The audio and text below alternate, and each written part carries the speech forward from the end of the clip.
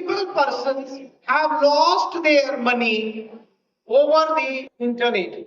Like these are the papers cutting in case of digital arrest, that multiple persons have lost their money in Uttar Pradesh, in Tamil Nadu and other places. They lost their money in digital arrest case.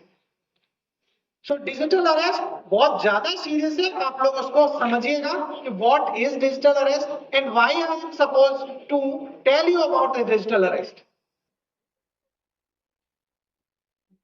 Now हमको क्या करना चाहिए digital arrest के case में? जब भी कभी आपको कोई फोन आता है तो पैनिक नहीं लेना है. Do not panic and do not share any information over the phone call. As like I told you, never share OTP over the phone call, never share CVV number over the phone call. Like this, do not share any personal information over the phone call. In digital arrest case, person आपको क्या कहेंगे कि आपको अपनी screen से बाहर नहीं जाना है. डिजिटल अरेस्ट के केसेस में क्या होता है कि आपको बोला जाता है कि आपको अपनी स्क्रीन से बाहर नहीं जाना है. नेक्स्ट केस में बोला जाएगा कि I am calling from CBI, I am calling from try, I am calling from ED, like these agencies, और आपको डराया जाएगा. तो इस तरह के केस में आपको फोन कट कर देना है और उसको रिपोर्ट करना है साइबर क्राइम पोर्टल पर, cybercrime.gov.in पर.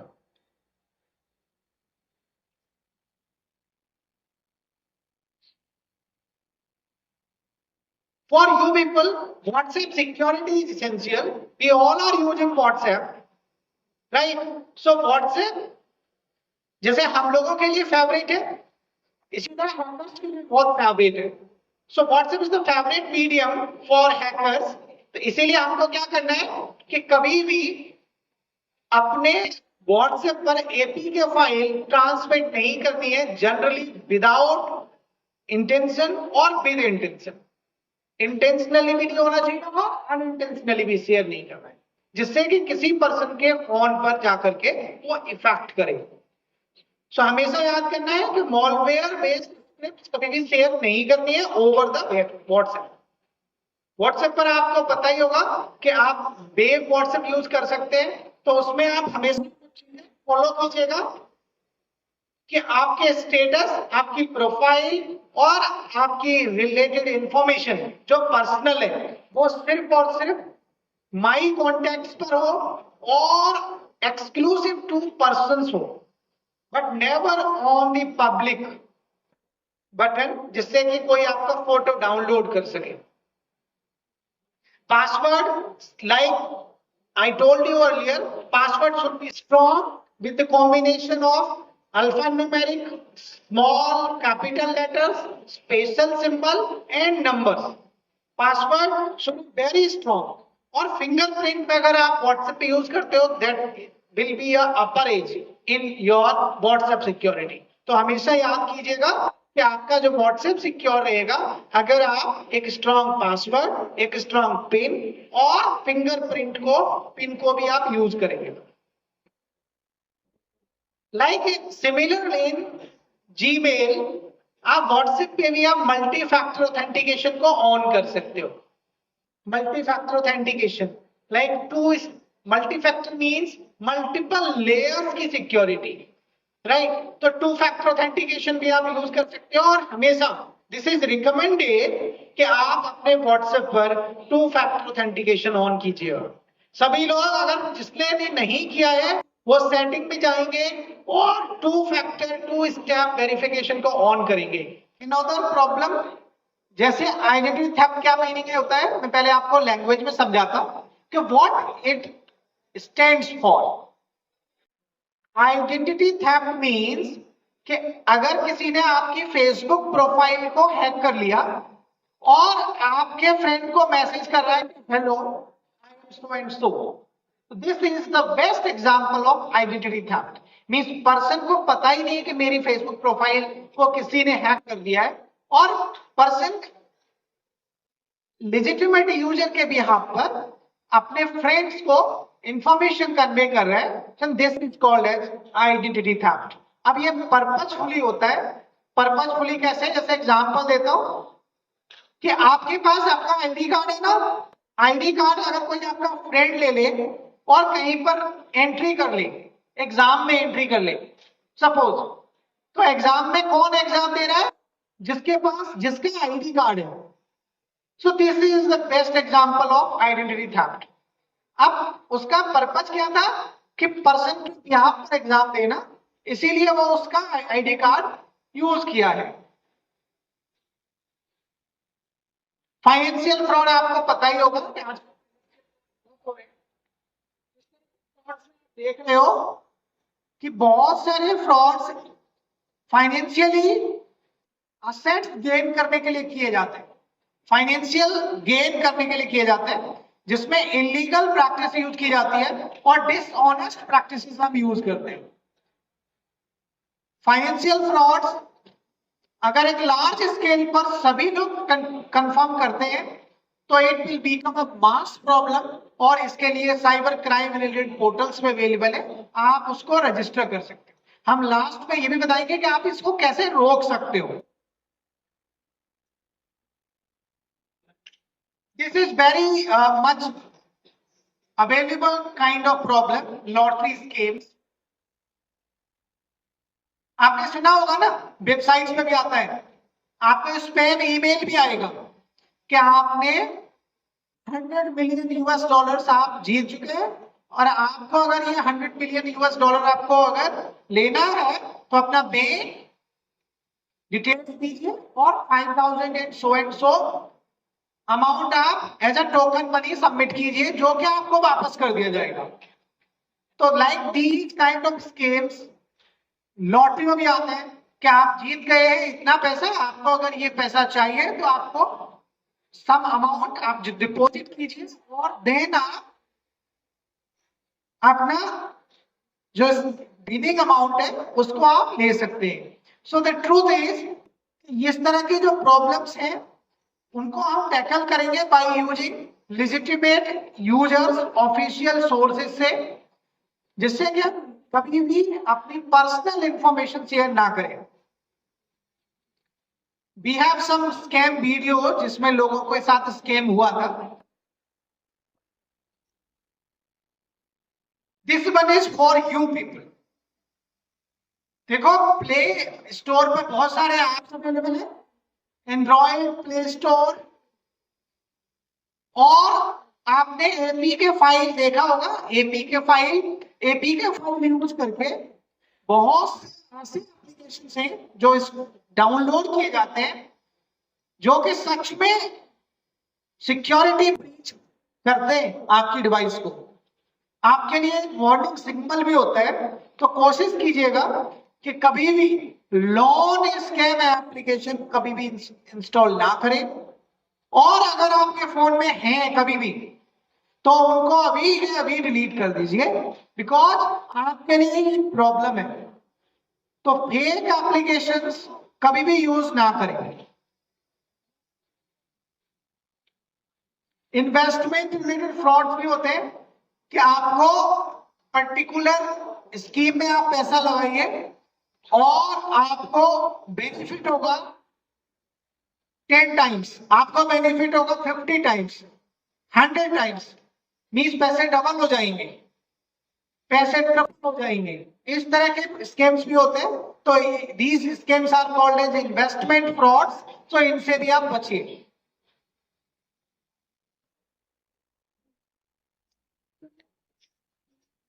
This particular slide is for you people, जिससे मुझे आपको शेयर करना है कि क्या ह्यूमन नेग्लिजेंस एरर्स हैं जिनकी वजह से हमारे लिए प्रॉब्लम होती है।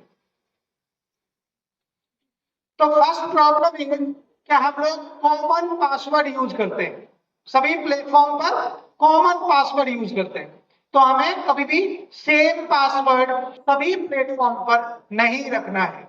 हम जब भी यूज करेंगे डिफरेंट पासवर्ड यूज करेंगे डिफरेंट प्लेटफॉर्म्स के लिए, और एक स्ट्रॉन्ग पासवर्ड यूज करेंगे। This is first practice. Now come to the second practice.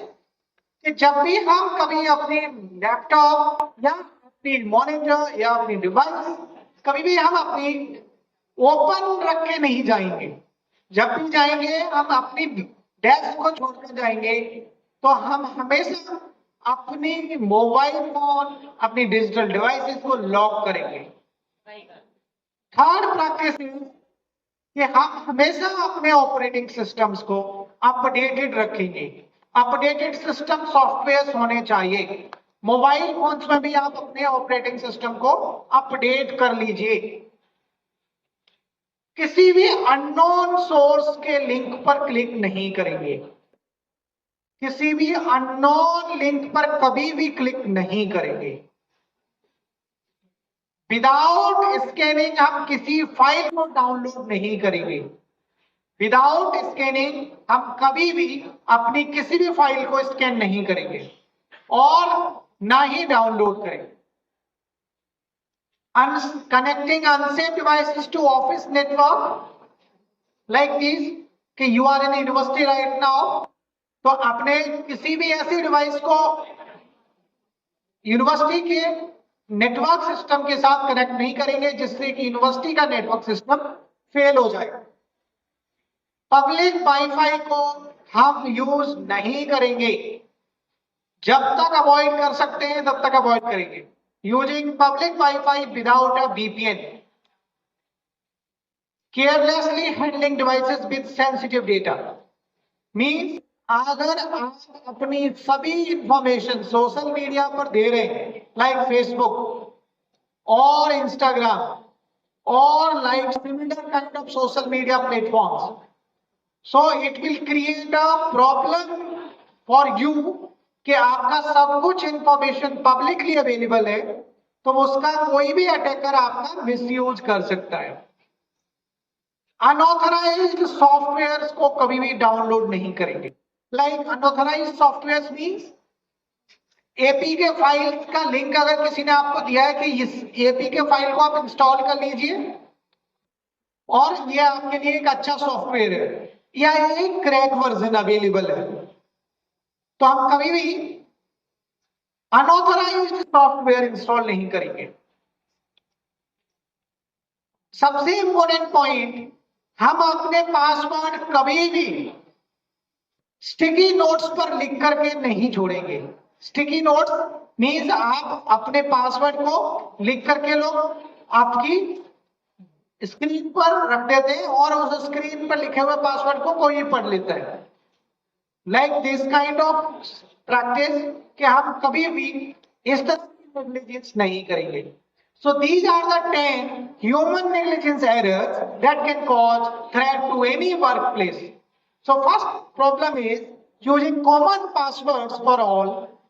Second is leaving your devices unlocked. Ignoring operating systems and software updates, clicking on links from unknown sources, downloading files without scanning, connecting unsafe devices to office network, using public Wi-Fi without a VPN, carelessly handling devices with sensitive data, downloading unauthorized softwares, and leaving sticky notes with the passwords. Fraudulent calls done by a fraud person. If you share, you may lose your money. So be aware about sharing the personal information over the phone call. Clear हुआ सबको? सो कभी भी share नहीं करना है over the phone call, कभी भी OTP share नहीं करना है, ATP पिन, ATM के पिन को शेयर नहीं करना है, CVV जो कार्ड पर होता है ना लास्ट के डिजिट्स उनको शेयर नहीं करना है और 3D पिन को शेयर नहीं करना है।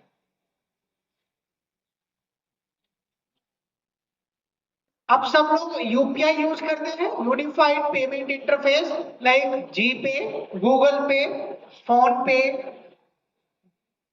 डीपी कुछ लोग यूज कर रहे होंगे। तो सभी UPI में आपने देखा होगा कि एक पासवर्ड होता है जिसे पिन कहते हैं। पिन कहते हैं ना, permanent identification number.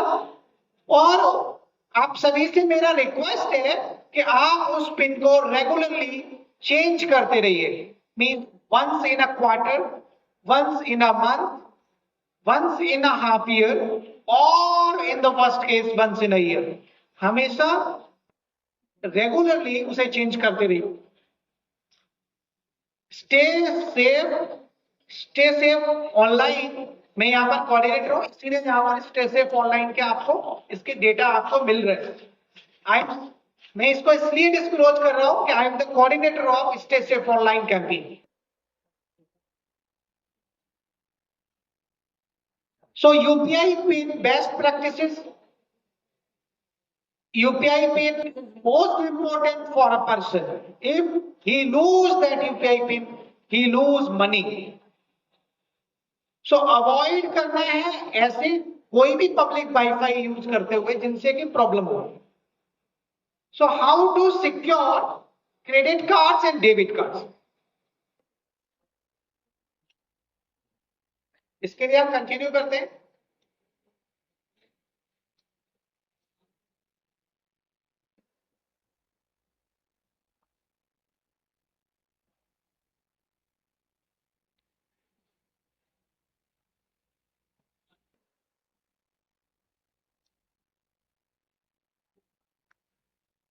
So safe browsing and email habits.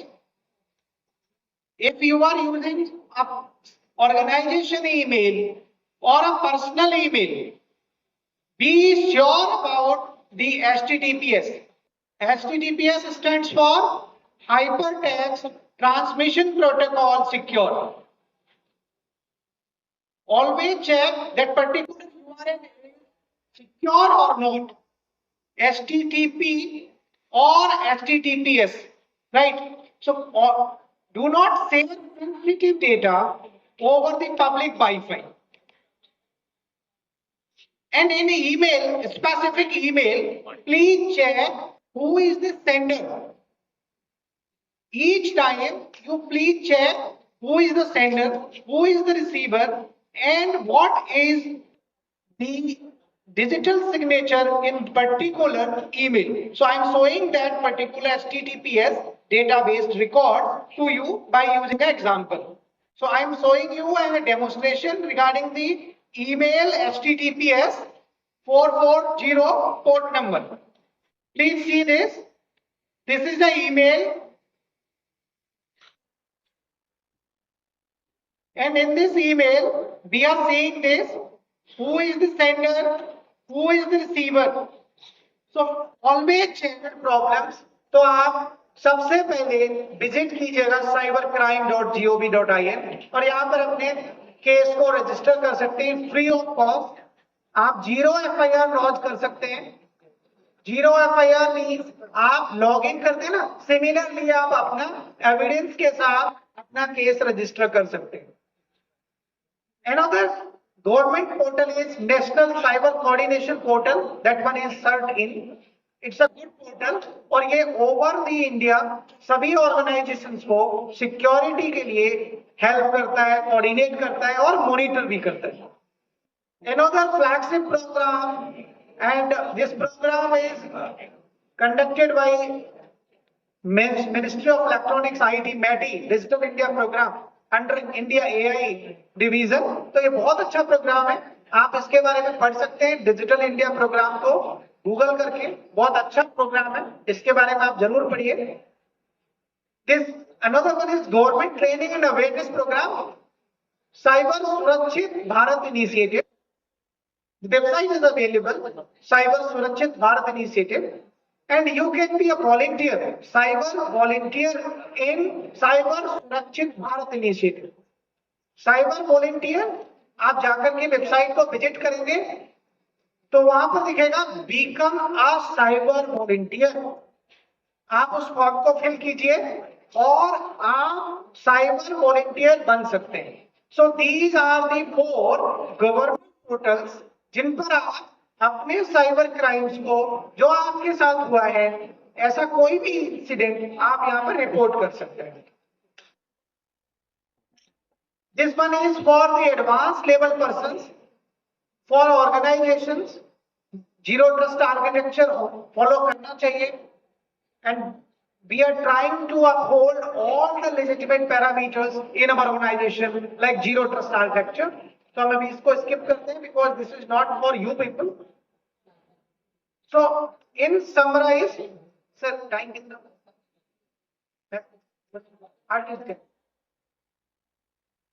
So the main key takeaways हमने क्या क्या समझा यहाँ पर?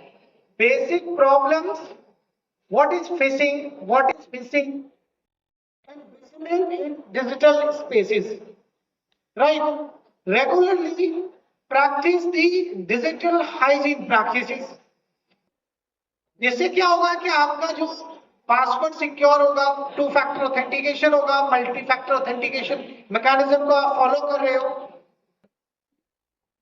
तो आपके साथ होने वाला साइबर फ्रॉड मिनिमाइज हो जाएगा. Always promote this cyber security culture. We are having a club, cyber security club, and we are having a software development club, IEEE club. All these clubs are dedicated to technical activities of the institutions. तो ये हमारे यहाँ भी है और सभी जगह होता है. तो यहाँ पर क्या होता है कि आपके सिक्योरिटी रिलेटेड कल्चर को अपलिफ्ट किया जाता है. तो एज अ पर्सन आप लोग इस क्लब का पार्ट बने और साइबर सिक्योरिटी रिलेटेड इंफॉर्मेशन को प्रमोट करें. ऑलवेज रिमेंबर वन की line, punch line, awareness is the first line of defence and this is the one step, first step कह सकते हैं कि जो अवेयरनेस का ट्रेनिंग होता है कि हमको क्या करना चाहिए और क्या नहीं करना चाहिए, ये सबसे पहला स्टेप होता है. तो awareness is the first line of defence. तो हमेशा याद रखिएगा कि ये बहुत जरूरी है. साइबर सिक्योरिटी और साइबर हाइजीन प्रैक्टिसेस के बारे में जितना पढ़ोगे, जितना आप जानोगे, उतना ज्यादा विजिलेंट रहोगे. Now I am open to take the questions. So you can ask your queries. अगर आप कुछ पूछना चाहते हो,